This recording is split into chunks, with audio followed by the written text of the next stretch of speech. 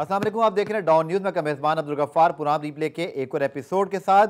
पाकिस्तान ने जनाब gold test में शानदार कामयाबी हासिल की और उसके बाद पाकिस्तान को सीरीज़ में जहां 1-0 की बढ़तरी हासिल है, वही हमें ये भी याद रखना है कि पाकिस्तान एशिया कप से पहले, वर्ल्ड कप से पहले एक बड़ी मोराल बूस्टिंग किस्म की जो है परफॉर्मेंस है। लेकिन साथ साथ इसके बहुत सारे एंगल्स भी हैं जिनको डिस्कस करेंगे। आपको पता है पाकिस्तान क्रिकेट बोर्ड के जो मैनेजमेंट है उसमें तब्दीलियाँ हुई हैं। अब भी पाकिस्तान क्रिकेट बोर्ड में तब्दीलियों का सिलसिला जारी है और ये खबरें मौजूद थी कि क्या हमारे गैर मुल्की कोचेस पर भी तलवार लटक रही है। लेकिन ये परफॉर्मेंस, ये जीत क्या अब इस केस को जो है वो वीक बनाती है और इन कोचेस की जो परफॉर्मेंस, जारी बात है चूँकि पाकिस्तान जीता है तो क्या अब ये मामला तब्दील हो जाएगा, इसके हवाले से बात करेंगे। इसके साथ साथ जनाब एशेज़ चल रही है, इंडिया वेस्ट इंडीज़ सीरीज़, इसके ऊपर बात करेंगे। और साथ साथ पेशावर ज़ल्मी के जनाब आज ट्रायल शुरू हुए कराची और सिंध में आकर, और बहुत बड़ी तादाद बच्चों की मौजूद थी। इसके हवाले से आपको रिपोर्ट भी दिखाएंगे, इसके हवाले से डिस्कशन भी करेंगे। तो आपने जनाब देखी रीप्ले हेडलाइंस और अब बात करते हैं गोल्ड टेस्ट। और पाकिस्तान की टीम कोलंबो पहुंच गई और वक्त ज़्यादा नहीं है चूँकि अब 24 तारीख से दूसरे टेस्ट की शुरुआत होनी है। पाकिस्तान के सीनियर स्पोर्ट जर्नलिस्ट मुनीर हक साहब हमारे साथ स्टूडियो मौजूद है। मुनीर साहब, बहुत शुक्रिया ज्वाइन करने के लिए। अब much needed win for Pakistan, इस पर हमने कल भी बात की थी, लेकिन मैं आपका तजज़िया ज़रूर चाहूँगा चूँकि जीत और हार सर अलग पहलू हैं, लेकिन जिस तरह से अंडर प्रेशर हमने एग्रेशन दिखाई, उसको अब इंटरनेशनल मीडिया, हम तो डिस्कस करते रहे कि क्या बॉबी बॉल कहें या हम मिकी बॉल कहें, लेकिन वो कह रहे हैं पाक बॉल। ये पाकिस्तान का एक नया अंदाज़ है टेस्ट क्रिकेट खेलने का, विच वॉज वेरी प्लीजिंग। खासतौर पर सऊद शकील और सलमान अली आगा ने 101 रन से 5 विकेटें गिरने के बाद ना सिर्फ पार्टनरशिप कायम की, जिस अंदाज से की वो बहुत काबिल दीद था। बहुत शुक्रिया गफ़ार, बिल्कुल सही कहा। देखो, कई लिहाज से बड़ा खुशाइंद है। एक तो ये कि नए साइकिल का, वर्ल्ड टेस्ट चैम्पियनशिप के नए साइकिल की ये पहला टेस्ट मैच था, इसमें फतह हासिल की, 12 पॉइंट्स पाकिस्तान को मिले। ये एक बहुत ही मोरल बूस्टिंग, जैसे आपने कहा, वर्ल्ड टेस्ट चैम्पियनशिप के लिए। दूसरा ये कि जिस तरह की परफॉर्मेंस सऊद शकील ने इस मैच में दी है और सलमान अली आगा ने पहली इनिंग्स में जो उनके साथ पार्टनरशिप की है, नो डाउट वो बिल्कुल अनबिलीवेबल चीज़ है। इसलिए एक ऐसा खिलाड़ी जो अपने करियर का सिर्फ 6ठा टेस्ट मैच खेल रहा है और उसने जो इतनी मतलब लाजवाब इनिंग्स थी हर लिहाज से, ना बहुत डिफेंसिव नहीं थी, उनका स्ट्राइक रेट भी अच्छा था, कॉन्फिडेंस से खेल रहे थे, किसी बॉलर से मरूब नहीं हो रहे थे। तो एक तो हेड्स ऑफ टू हिम, बहुत अच्छा खेले। और बताएं, इतने अरसे से श्रीलंका पाकिस्तानी टीम जा रही है, लेकिन इनको ये एजाज़ मिला कि श्रीलंका में डबल सेंचुरी बनाने वाले पहले पाकिस्तानी बैट्समैन बने। 12 इनिंग्स में ये 818 रन बना चुके हैं इब्तदाई। एक और रिकॉर्ड वो बना सकते हैं, अगर अगले टेस्ट मैच में वो 50 प्लस कर लेते हैं तो दुनिया के वाहिद खिलाड़ी होंगे जिन्हें अपने इब्तदाई 60 टेस्ट मैचों में हर मैच में 50 प्लस करने का अदाल हासिल होगा। बहुत शानदार कारकर्दगी। और वही अगर आप देखें, मेन कॉज वही है कि जिस तरह वो टीम को लेकर चले, 101 पर 5 से आप फिर लीड भी ले लेते हैं 149 रन की, जो नामुमकिन नज़र आ रहा था एक मौके पर। तो यहाँ जो 2-3 चीज़ें ख़ास तौर से गफ़ार देखने की, जैसे आपने कहा कि जब हम खुश होते हैं तो हमारी बहुत सारी चीज़ें छुप जाती हैं। वजह यह है कि 131 का टारगेट चेस करने में आपने 6 विकेटें गंवा दी। ठीक है, यही 1 साल पहले आपने गोल्ड टेस्ट जीता था तो वहाँ 6 विकेटों पर आपने 342 रन चेस कर लिए थे। ठीक है, माना मुश्किल विकेट है, लेकिन इतना पैनिक जो चीज़ हो गई थी, अगर यही टारगेट 180-190 का होता तो गॉड नोज का पता नहीं क्या होने वाला था। और दूसरी इनिंग्स में भी बाबर ने और सऊद शकील दोनों ने अपना रिस्पेक्टेबल एक इनिंग्स खेल के टीम को फतह दिलवा दी। लेकिन हाँ, जो मेन चीज़ देखने की है वो ये कि कोलंबो की विकेट भी यकीनी तौर से स्पिन डोमिनेटिंग होगी। टॉस का फैक्टर बड़ा इंपॉर्टेंट होगा, जो टीम टॉस जीतेगी पहले बैटिंग करेगी। यहाँ तो आपके लोअर ऑर्डर ने बचा लिया। लोअर ऑर्डर, श्रीलंका के लोअर ऑर्डर ने अगर देखा जाए तो बचाया था। 54 थे उनके, तो वो भी 300 प्लस करने में कामयाब हो गए, धनंजय डिसल्वा और एंजेलो मैथ्यूज ने। लेकिन यहाँ पे बहुत सारी चीज़ें अभी हम आगे चल कर डिस्कस करेंगे। बैटिंग में कहाँ पे क्या कमी रही, बॉलिंग में क्या कमी रही, उसको आगे मैं इसकी तरफ आना चाह रहा हूँ। चूँकि देखिए, ख़ास तौर पर हमें इस बात पर आई थिंक अप्रिशिएट करना चाहिए अपनी नई मैनेजमेंट को, चूँकि जब ये मैनेजमेंट आई है, अगर आप देखें तो न्यूजीलैंड के खिलाफ सीरीज़ जो थी, मुनीर साहब, हम कराची में उसको कवर करते रहे इकट्ठे, वहाँ भी हमने देखा कि उसामा मीर को बहुत स्पेशली ट्राई आउट किया गया। हमने देखा कि इफ्तिखार को भी आजमाया गया और कोशिश की गई कि ऐसा नहीं है कि आप होम सीरीज़ में जीत जाएँ उन लड़कों के साथ जो कि आप जीत सकते थे। आपने बैकअप भी पे गए, वर्ल्ड कप के प्लान को सोचा। एक तो ये मुझे लगता है ग्रांट ब्रैडबर्न का क्रेडिट है। दूसरा, अगर आप देखें पाकिस्तान की बैटिंग का जो स्टाइल ऑफ प्ले, हालांकि 6 विकेटें गिरी, आप सही कह रहे हो, में से एक जो है वो नुमान जो कि नाइट वॉचमैन, लेकिन अगर आप बाबर और इमाम का 5th डे का जो ओपनिंग पहले 15 मिनट हैं, 4-5 बाउंड्रीज मारी, हम बॉक डाउन नहीं हुए, तो ऐसे लगता है कि कहीं ना कहीं ग्रांट ब्रैडबर्न, उनके पीछे मिकी आर्थर, पे बाबर डेफिनेटली कप्तान है, इन तीनों ने मिलकर जो हिकमत अमली बनाई है वो बड़ी प्लीजिंग है। क्योंकि अगर आप इंग्लैंड को देखें कि उन्होंने एक नया बेंचमार्क सेट किया है और आप देखें कि 2-0 से डाउन होने के बावजूद टेस्ट भी जीते और चौथे टेस्ट में जो उन्होंने इस बार ऑस्ट्रेलिया को ज़हनी तौर पर थका दिया हुआ है और गिरा दिया हुआ है मोराल, मुझे नहीं लगता कि वो उठ पाएंगे। शायद 5वें टेस्ट में भी कमाल ही करेगा ऑस्ट्रेलिया अगर इस इंग्लैंड टीम को वो हरा सकें। सो मुझे लगता है कि हमने भी, वो कहते हैं ना, take a leaf out of England book, कि हमने वो चीज़ अडॉप्ट करने की कोशिश की है, विच इज़ गुड साइन कि हम आगे बढ़ना चाह रहे हैं, स्पेशली टेस्ट क्रिकेट में जो हमारा वीक फॉर्मेट था। देखिए गफ्फार, आपको याद होगा जब 2 टेस्ट इंग्लैंड हारी थी तो सब ये कह रहे थे कि बेसबॉल क्या है क्यों है, इसे खत्म होना चाहिए, लेकिन वो नहीं देख रहे थे कि 13 में से 11 टेस्ट उन्होंने इसी हिकमत अमली से जीते थे। लेकिन बेन स्टोक्स उनमें से हैं जो चैलेंज एक्सेप्ट करते हैं और उनकी टीम भी उन्होंने बिल्कुल डिफरेंट कर दी टीम। यही टीम जब जो रूट की क़यादत में खेलती थी तो बिल्कुल डिप्रेसिंग परफॉर्मेंस थी। सिर्फ बेन स्टोक्स आए और ब्रेंडन मैकलम आए, उन्होंने हिकमत अमली चेंज की। ऑल्दो 2 टेस्ट जो वो हारे वो भी बड़े क्लोज थे, ऐसा नहीं कि आप वन साइडेडली वो मैच टेस्ट मैच हार गए, वो जीत भी सकती थी इंग्लैंड की टीम।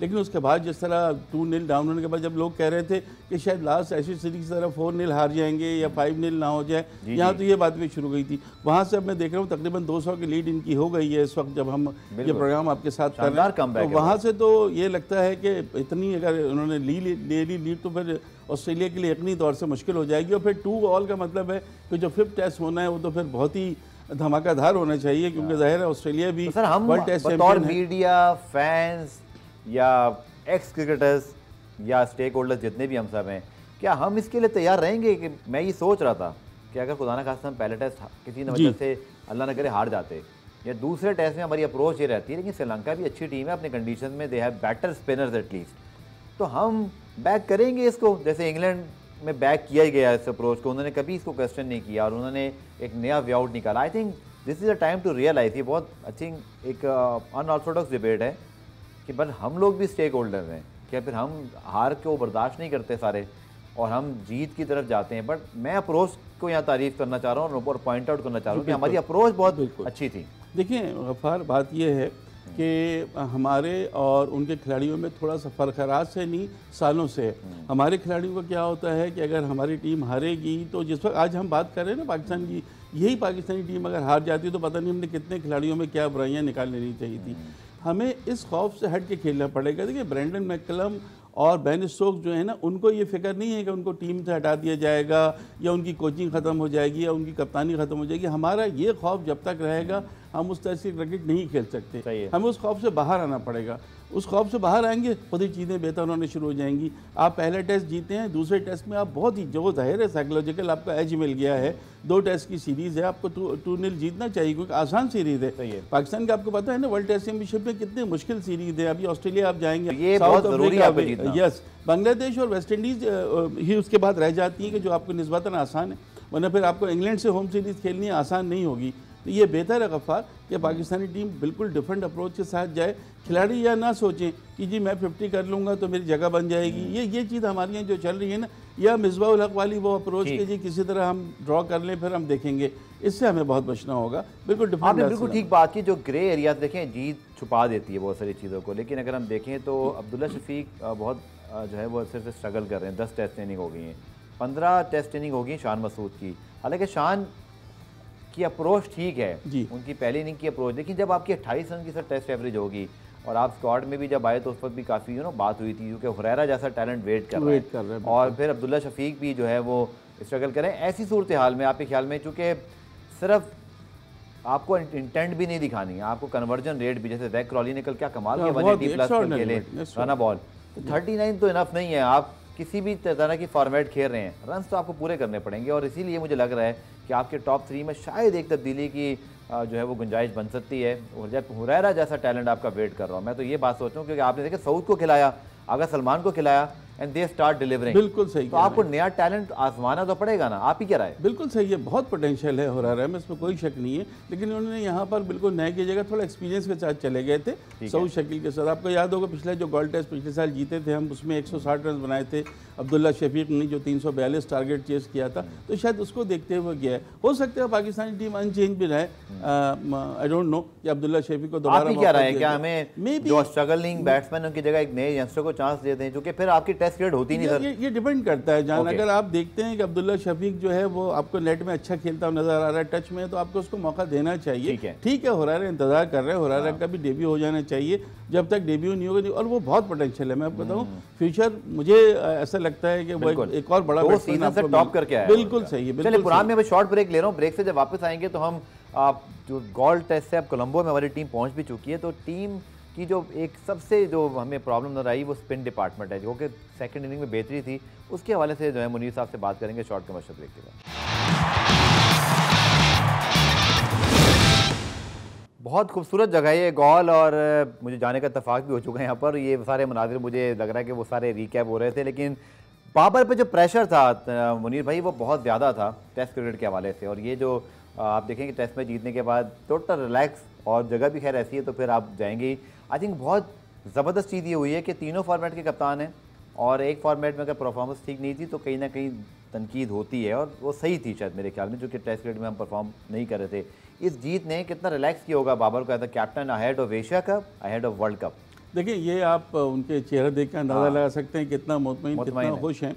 बाबर उन खिलाड़ियों में से हैं कि जो बहुत ज़्यादा चीज़ों को सोचते नहीं हैं, जो भी हो ठीक है अपनी जगह, वो अपने खेल पर ज़्यादा फोकस करते हैं। ऑल्दो ऐसी इनिंग्स नहीं खेल सके जो हम एक्सपेक्ट कर रहे थे, बट आई होप सो कि अगले टेस्ट में बाबर जिस सिलसिले मशहूर हैं वो देंगे। पाकिस्तान के लिए मोरल बूस्टिंग तो है, इसलिए कि टेस्ट हम एक साल से कोई जीते नहीं थे। होम सीरीज़ जिस तरह हमारी पैथेटिक परफॉर्मेंस रही थी, हमें इंग्लैंड क्लीन स्वीप करके चला गया, हम ऑस्ट्रेलिया से हार गए, एक T20 ऑस्ट्रेलिया से हार गया, न्यूजीलैंड से ड्रॉ किया, तो वो जो चीज़ हमारी गुलामी मुनीर भाई, लेकिन उस पूरी सूरत हाल में एक चीज़ बड़ी वाज़ेह थी कि हमारी बॉलिंग शाहीन नसीम के इंजर्ड होने की वजह, और हमारे स्पिनर का अगेन अभी वो प्रॉब्लम है कि हमें उस पाए के स्पिनर नहीं मिल रहा, तो कहीं ना कहीं हमारे पास वो रिसोर्सेज भी नहीं थी। और ये अच्छा हुआ कि आपके शाहीन नसीम, देखें ना शाहीन ने कितना इंपैक्ट डाला, नसीम गो के उतना, हालांकि फिर भी उन्होंने बुरी बॉलिंग नहीं की के लिहाज से, लेकिन इससे जुड़ा फिर भी कंसर्न रहेगा बैकअप। शायद अफीदी ने भी बात की कि अगर बाबर अनफिट हो जाए या खुदा ना खास्ता शाहीन अनफिट हो जाए, अगेन ये प्रॉब्लम आ जाएगा। इस पर काम करने की जरूरत है कि जब ये नहीं होते तो फिर हमारे पास बैकअप नहीं है। देखिए, एक बात मैं बताऊं, जिस तरह के प्लेयर हैं ना बाबर और शाहीन, इनका बैकअप तो मिलना बहुत मुमकिन नहीं होता, लेकिन इसमें एक चीज़ अच्छी हमें मिली है कि आप बाबर नहीं चले तो सऊद शकील चल गए, आगा सलमान चल गए, तो इसी तरह के बैकअप के तो इतने बड़े खिलाड़ी का रिप्लेसमेंट तो आपको नहीं मिल सकता। हाँ, ये ज़रूर है कि कभी हमने भी ये देखा है कई जगह ऐसा होता है, टॉप ऑर्डर तो दोनों टीमों का शुरू में नाकाम रहा है ना, 4-4 मैच में प्लेयर जल्दी आउट हो गए, फिर बाद में लेट ऑर्डर्स ने किया, तो उनका बैकअप तो नहीं मिल सकता। लेकिन आप जितना गुड़ डालें उतनी मिठास, जितनी आप कोशिश करेंगे जितना है। लेकिन अभी सबसे ज़्यादा जो काम करने की ज़रूरत है ना इस वक्त, जो हमें कोलंबो टेस्ट में स्पिनर्स को देखना होगा।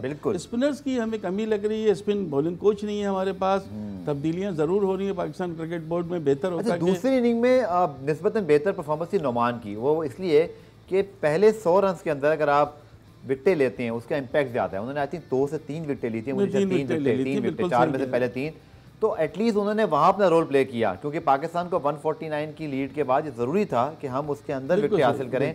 आप अबरार की पहली इनिंग में बेहतरी थी, तो आपका क्या ख्याल है कि हमें कंटिन्यू करना चाहिए दोनों के साथ ही, जो कि इतनी बुरी परफॉर्मेंस नहीं थी, फिर आप जीते हैं, अगर बार बार तब्दीली होगी तो शायद फिर सेटल डाउन नहीं होगा। मेरी तो है कि शायद आपको, मेरा तो ख्याल नहीं है कि हमें इन दोनों में से किसी को भी हटाना चाहिए।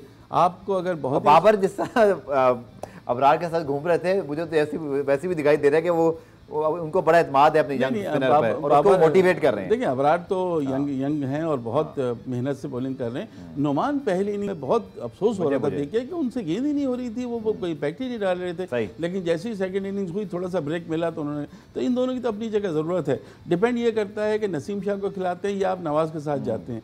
अब 2 फास्ट बॉलर आपको चाहिए, क्योंकि 2 फास्ट बॉलर उनके तरफ से भी खेले थे। ठीक है, ये मुझे लगता है कि शायद अनचेंज टीम। चलिए, हमें एक शॉर्ट ब्रेक पे जाना है। ब्रेक से जब वापस आएंगे तो पाकिस्तान इमर्जिंग एशिया कप के जनाब फाइनल में पहुंचा है, श्रीलंका को शिकस्त दी, और फिर पेशावर दरबी के जनाब ट्रायल शुरू हुए कराची में।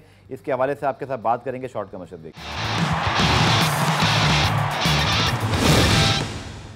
प्रोग्राम रिप्ले में खुशामदीद। तो जनाब पेशावर ज़ल्मी और अपना ट्रायल्स उन्होंने शुरू किया था जो पेशावर से, अब पहुंचे हैं कराची, और आज कराची में सिंध चैप्टर के पहले रोज़ नौजवान क्रिकेटर्स की बड़ी तादाद जो है राशिदी क्रिकेट अकेडमी पहुंची, और हमने देखा कि शदीद गर्मी के बावजूद बच्चे पूरा दिन ग्राउंड में मौजूद रहे और जो प्रोसेस था ट्रायल्स का उसका हिस्सा बने। इमरान सिद्दीकी की रिपोर्ट देखिए। कराची में पेशावर ज़ल्मी के ट्रायल्स, हजारों बच्चे अपना टैलेंट दिखाने पहुंच गए। पाकिस्तान सुपर लीग की फ्रेंचाइज पेशावर ज़ल्मी के ट्रायल्स का पहला राउंड राशिद लतीफ अकेडमी में हुआ। कई खिलाड़ियों को शॉर्टलिस्ट किया गया। अब अंदरूनी सिंध क्रिकेटर्स के ट्रायल्स लिए जाएंगे, जिसके बाद टीमें बनाकर मैचेस का इनेकाद होगा। अच्छा परफॉर्म करने वाले खिलाड़ियों को आगे जाने के भरपूर मौके फराहम किए जाएंगे। पेशावर ज़ल्मी के सदर इंजमामुल हक कहते हैं कराची से हमेशा अच्छे बैटर्स सामने आए, इस मर्तबा भी यही उम्मीद है। डायरेक्टर पेशावर ज़ल्मी मोहम्मद अकरम ने कहा कि बच्चों में काफी टैलेंट नजर आया।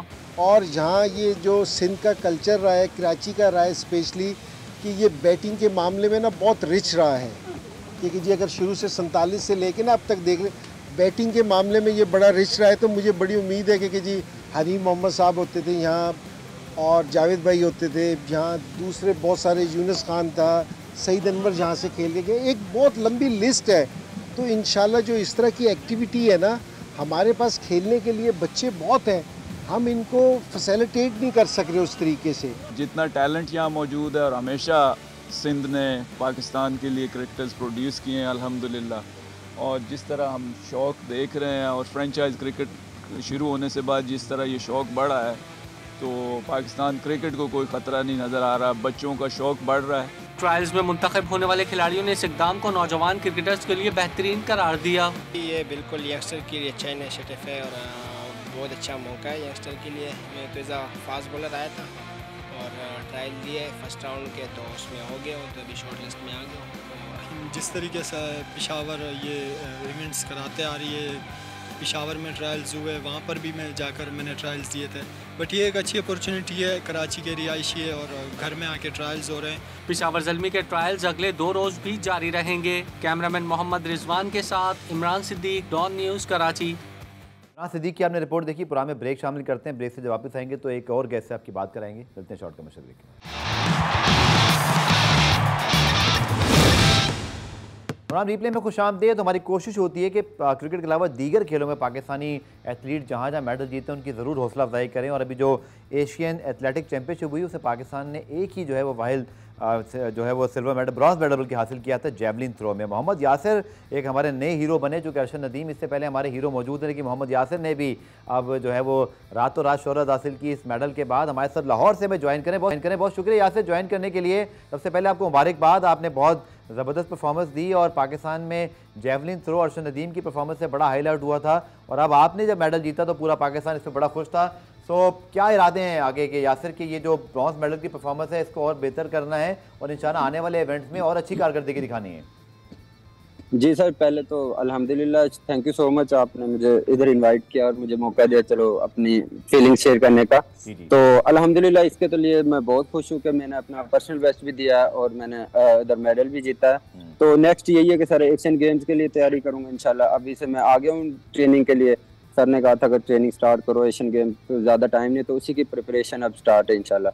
अच्छा, अरशद नदीम की जो परफॉर्मेंस थी उससे इस खेल के हवाले से बड़ी अवेयरनेस हुई, और आप तो खैर पहले से खेल यासिर, कितनी मोटिवेशन मिली जब उन्होंने परफॉर्म किया और अभी वो भी आगे वर्ल्ड एथलेटिक चैंपियनशिप में जा रहे हैं। तो ये इसको राइवलरी भी कह सकते हैं, लेकिन मोटिवेशन भी उसी तरह होती है। तो कितना इंस्पायर्ड किया अरशद नदीम ने भी आपको? सर बिल्कुल, उनकी वजह से तो हमारे पाकिस्तान में जेवलिन को जानने लगे लोग, और डेफिनेटली मैं तो पहले ही कर रहा था। तो इसमें यह है कि मैं उनसे बड़ा इंस्पायर होता हूँ कि उन्होंने हमारे साथ रह के इतना बड़ा मतलब एक बड़ी अचीवमेंट की है। तो ये चीज़ सबके लिए बहुत अच्छी है और उसकी वजह से हमें लोग जानने लगे एटलीस्ट हमारे इवेंट को। बिल्कुल। यासिर, अब आपका कमिंग इवेंट क्या है और आप जैसे प्रिपरेशन बताइएगा कि बहुत अच्छी चल रही हैं, सहूलियात मिल रही हैं, कोई ऐसी चीज़ जो आप प्लेटफॉर्म से हमारे कहना चाहें गवर्नमेंट को या मुतालिका काम को, या सही आप समझते हैं प्रैक्टिस और सारी चीज़ें आपको मुयस्सर हैं? जी सर, नेक्स्ट यही है कि हमारा एशियन गेम्स है, उसके बाद ये मेरा तो ये टारगेट है कि मैं एटलीस्ट, और ये ख्वाहिश है कि मैं अपनी ओलंपिक्स के लिए क्वालिफाई करूं, उसके लिए ट्रेनिंग स्टार्ट की हुई है।